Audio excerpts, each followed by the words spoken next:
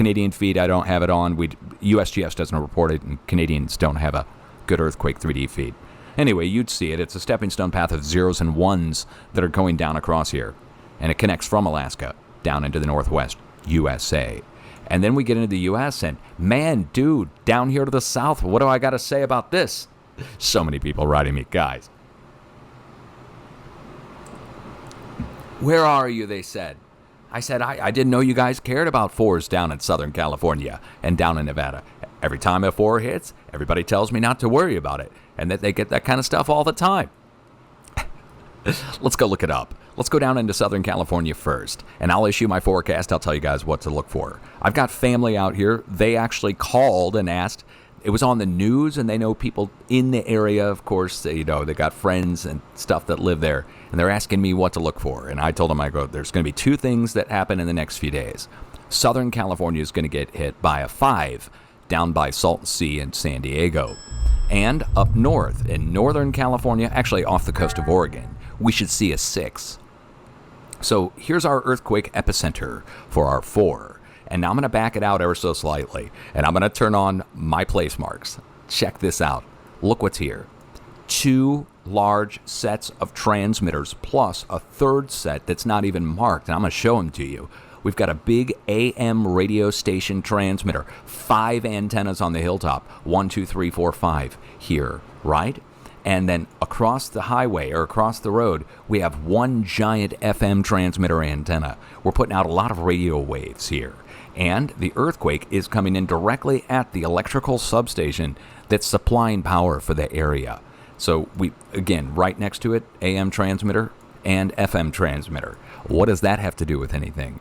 Well, this gets into radio waves converting to DC power and going down into the plate. So here we have DC power and AC power, AC alternating current, DC direct current, and both are going to be being discharged out into the electromagnetic field around this area, plus down into the ground. And then we get an earthquake there. Pretty interesting to see that. Let's go on a ground level and show you the hidden array of antennas right here that isn't even marked. But these are even bigger than the antennas that I was just showing you for the AM and FM antenna transmitters. So they have at least 3 or 4 more tall 1,000-foot high microwave transmitter towers to relay or to, get... Oh, great. Hold on. You won't believe how old this couple is. Excuse me? I ask people who are in really good shape, what kind of diet... Jeez. Okay. Just lost Google Earth almost. So that's what's at this location down in L.A. So did the radio wave transmitters cause the earthquake? No. Southern California has a wave that's down in the plate right now. Just a few days back, down in the south tip of the valley, down here at our drill points, oil and gas drill points got hit in the South Valley at the start of the week. And look at the size of the quake, guys. Come on, it's mid-range 4 as well. How big do we go? We went up to 5.3 at this location in the south tip of the valley. Let me show you what's there in the south tip of the valley. See all these? Oil and gas drill points. See the shadow of the jack on the pump? Okay. And they just go on and on and on. We've got a whole bunch of perforation points here in the plate. And the earthquake struck somewhere right out here in the farm fields next to more drill points. The drill points go through the farm fields, by the way. And they go out into the desert. And they go over here next to the San Andreas. This is the San Andreas. And all of these are drill points. All these little black spots on the ground are different oil and gas wells. And they have so many. It's insane how many they've put in here. Right next to the San Andreas. San Andreas, drill points. And earthquake in the valley next to the drill points. That's where we started. Then a new 4.4 struck down here next to the AM and FM transmitters and the electrical substation. Now, what caused the earthquake in the South Valley and what caused the earthquake down here in LA? Both are caused by a very low frequency or ultra low frequency electrical wave that's in the plate that passes through the plate, and it drops off the earthquakes along the way. The earthquakes are electrically induced, basically, if that's what you want to think about. A radio wave induced or electrically induced. Mother Nature does. So now, today, a new 4.4, same-sized earthquakes as all the others, struck out over to the east in South Nevada. And let's go over and take a look and see what's over in Indian Springs, Nevada. My longtime viewers should already know what's here. New viewers are going to be mind blown. What's going on here? Well, first of all, I'm going to allay a few fears. Okay, we're gonna. Hopefully, you won't get too scared by what I'm about to show you. This is a place called Doom Town, or Frenchman's Flats. And I will turn on the Google Earth community at this point, who's taken a painstaking amount of time to identify all this information here.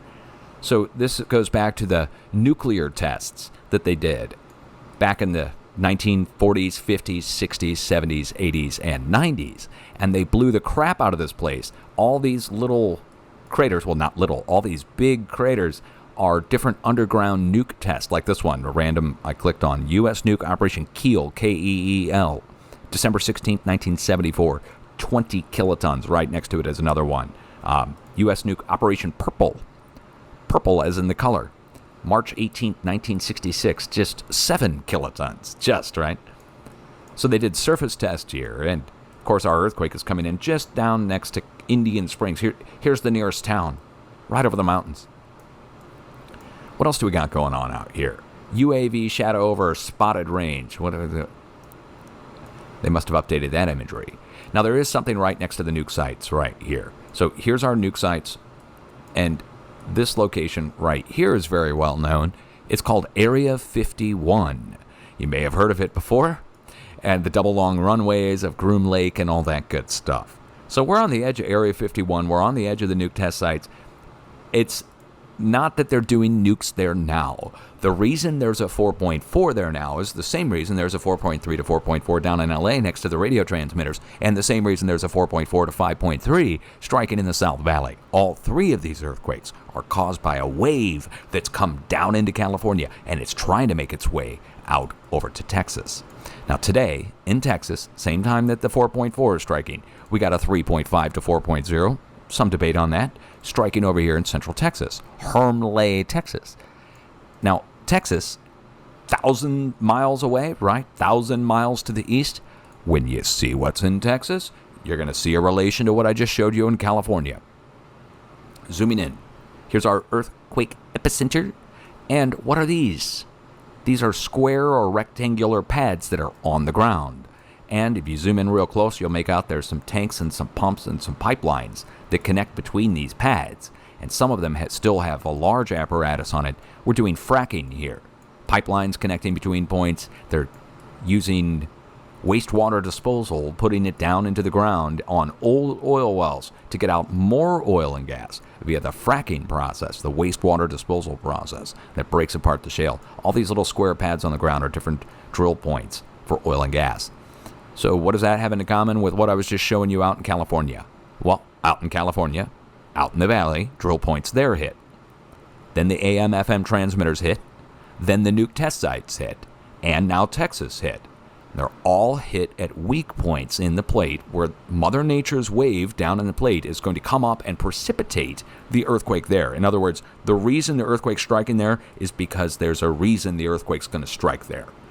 And it's not circular logic on this, that there's a precipitating factor that brings that wave to break there, as opposed to passing through. So why are we getting this all? There's a wave coming in and coming down the California coast and the California border. Take a look at the last 3 days worth of earthquakes leading up to this hot mess. And you'll see a diagonal line of earthquakes going all the way from the Juan de Fuca fracture zone, which is this lightning bolt-shaped fracture zone off the coast of Oregon and Washington. And it comes into the San Andreas. And then there's literally a line of earthquakes going down the entire coast, the creeping section, through the Bay Area, even past Parkfield, which is rare. And on the east side of California, all these locations are being hit, and it's the same trajectory. Do you see how they're both lines of earthquakes? Here, let me turn the rings down. Both lines of earthquakes are going in the same direction. They're going northwest to southeast. It's like a river splitting two ways, one going around Northern California. Now, Northern California, starting up here in the north part of the valley, everything north and east is directly next to a volcano. Everything along the coast is directly on the San Andreas till we get down to the valley where the drill points are. So all these earthquakes here go right back up. They're following the creeping section of the San Andreas, and every one of these quakes going down along the California-Nevada border is at a volcano. What do the two have in common? They both are carrying a wave. The wave is trying to find weak points in the plate to release tension, if you want to call it that. And I can prove to you that there are volcanoes at these spots. If you need me to show them to you, I can do so. We can pull any one of these and show. So let's go up to Red Bluff, California. There's a bunch of fires that also have taken place up here recently. Huge fires, tens of thousands of acres burning, not just a few hundred acres, tens of thousands of acres, many square miles burning at this location. And what's this spot? Tuscan Buttes, north and south. Here are the Tuscan Buttes, two ancient tuftage. And look what they have on top of the Tuscan Buttes. Two more FM transmitters. They're not even labeled. Don't even know what they are. Let's see if we've got a street level to even give it to us. They don't even have a street level, even though they have a road going up there. I wonder if we could see it from the distance and see the transmitters at the top of the mountains. So they're putting these transmitters on the tops of mountains, and then all of a sudden, way off in the distance, you can see the towers on there. Hold on, let me zoom in on that. Jeez, they got a 1,000-foot tower there on the right, and then they have a bunch of, shorter, few hundred feet tall, three of them on top of that volcano. Now, let's take it back and take a look at it one more time. Let's get the info on the Tuscan Buttes, if there's any info from the Smithsonian. Inskip Hills, here's the next one, and they put the power lines over this. Now, I think they're capturing power and transmitting power, but, Anyway, here's our buttes and our spatter cones on the Inskip Hills. Inskip doesn't cover the Tuscan Buttes, but they are part of the same complex. Anyway, there we are, Tuscan Buttes hit with an earthquake right next to it. That's not chance or coincidence. We go up to the north tip of the valley up here on the north side. Let's do that.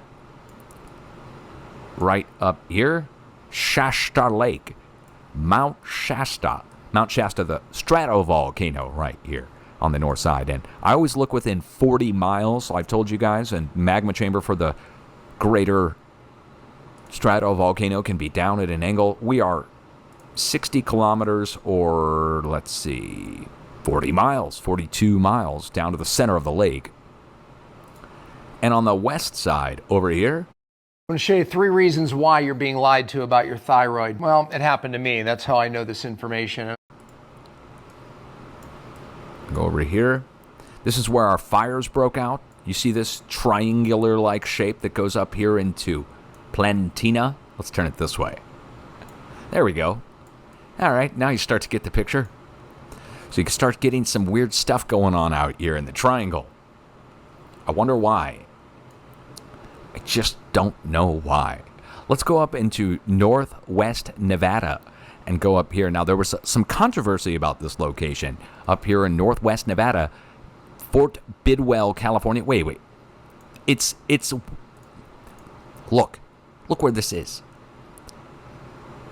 You see we're at the Oregon-Nevada border, well outside of California, right? Now, I just pulled the quake, and it's triangulated and listed out of California. What? 45 kilometers east of Fort Bidwell, California. Why not? There's controversy involved with this location that goes back to Barack Obama years. So like previous, pre-Trump. Up here, there was a big scandal about Russian companies coming up and doing some uranium exploration. You may remember up here to the north, in Oregon, by Diamond Craters, and south of there. And that company was involved. It was a Russian company. Okay, all right. Well, just by chance, that's where we are up here. We're next to Bittner Butte again. And whenever I see earthquakes up here, I have to tell my viewers to watch out off the coast for potential activity. And that's my forecast for this week. A new 6 to strike right on the coast, off the coast of Oregon. And a new 5 to strike all the way down here at San Diego, next to Salton Sea. Now, connecting between them, we can go look up the rest of the quakes. So do I need to do this? I just showed you the North Valley, and I just showed you Northwest Nevada. There's a volcano at each. Let's go back and show you Bittner Butte. So I didn't really show that to you. This is Northwest Nevada. Here's our ancient lava flows. This most likely came out a long time ago when this was all underwater. Okay, ancient volcanic center. Oh, and Blowout Mountain's right next to it. If you don't know about Blowout Mountain, apparently it sagged. It was a laccolith of some kind of blue, but it didn't do much. Like it didn't make a big crater. Instead, it looks like some kind of lava flow came out of there. The ancient volcanic field that makes it up is the Sheldon Antelope. Down to the south we go to Lake Tahoe. We're just north of Lake Tahoe, and we're also at Pyramid Lake. Pyramid Lake on the north side, and Lake Tahoe on the south side right here. I'll highlight them in green, and I will show you it's at both. What's just north of Lake Tahoe, and what's inside of Pyramid Lake. Here's Lake Tahoe. Just north of Lake Tahoe, right here, you see Steamboat Springs Volcanic Field. And Steamboat Springs, they've drilled in to get a whole bunch of steam to these steam turbines. Look at how many they've got. They've got station after station here. They're pulling a boatload of steam out of here to turn those turbines. That's what's at this location here. I'll mark in green. Now on the north side, we're on the north side of Pyramid Lake. North side of Pyramid Lake, which is right here. And these are the famous needles at Pyramid Lake. These are tufa deposits, steam geysers that deposit calcium carbonate. Okay. Anyway, it's unexploited. They haven't drilled in there. This is actually a tribal member access only location for a reservation. On the south side, drill points for steam. On the north side, Mother Nature punch points for steam. In the middle, a giant, ancient supervolcano blast site and mysterious site from ancient Tartaria. I don't want to get into it too much, other than to tell you there's a bunch of military bunkers here. Remember what I said about Syria and the bunkers inside of the Tartarian star fort? Okay, well, I hate to have to do this, but I'm just going to quickly show you our earthquake coming in here, and we're in between. Well, long story on what we're in between. We are directly next to and right at the underground military bunker site. I'm again a few miles away, but close enough that it would draw my eye and to tell you about it. So another spot where there's next to where there's military bunkers in an ancient star fort Tartarian location. The rest of the earthquakes across the Nevada border region with California, again on the east side if you want to look at it like this. Here, let me highlight them in green. So there, and then going over to the California side, we pick up at Mono Lake, and then going down into Long Valley Caldera, and further down into Death Valley. So let's show you what's at those locations. On the California-Nevada side of the border, or on the Nevada side of the border, here, we go down, and we go right through this location. Mud Springs Volcanic Butte is where this first earthquake is coming in next to. And then we go to the east over to Mena, Nevada. But this one is really impressive looking. It's like 300 feet high, 300 foot high lava flow there. And it piled up, and it looks like it was a little viscous. Here's the sill and the spatter cone from the ancient formation. And then it's still somewhat uncovered out there in the desert. And there are several more. Here's Aurora Bodie Crater, and that's the one marked from the Smithsonian.